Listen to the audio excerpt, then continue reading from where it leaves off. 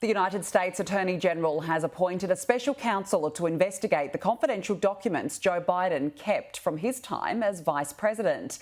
It's after a second lot of documents were discovered in his possession. Sky News Washington correspondent Annalise Nielsen joins us now live. Annalise, what does this mean for Joe Biden? It means he's facing a long investigation, but it does also give him space to step back and not answer any further questions on what's been rolling revelations about documents from his time as Vice President being found in his possession.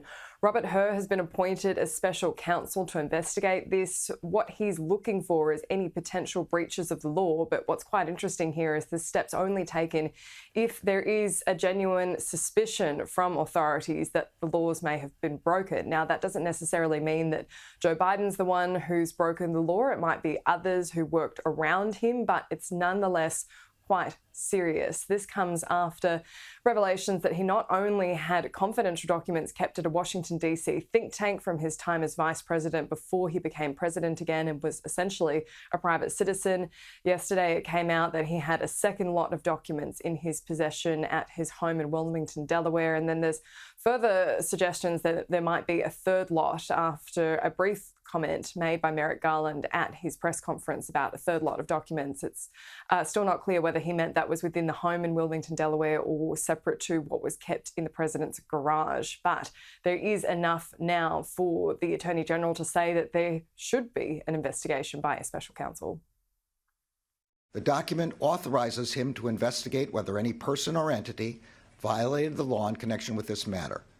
The special counsel will not be subject to the day-to-day supervision of any official of the department. I strongly believe that the normal processes of this department can handle all investigations with integrity.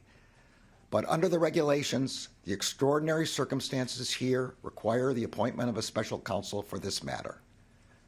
This appointment underscores for the public the department's commitment to both independence and accountability in particularly sensitive matters. Danica, the president's been asked about these documents twice. What's notable here is that they were discovered November 2nd, the first lot, but this hasn't come out until just in the last week because of reporting by DC journalists. What we have seen is the president have to respond to this in Mexico, where he said he was surprised to find out these documents were in his possession, that he wasn't aware of what was within them and couldn't comment any further, had been advised legally not to ask any questions about the contents. But today he was asked specifically about the documents found in his garage. Classified material next to your Corvette. What were you thinking? My Corvette's in a locked garage, okay? So it's not like you're sitting out in the street. So but anyway, was in a locked garage? Yes, as well as my Corvette. But as I said earlier this week, people know I take classified documents and classified material seriously.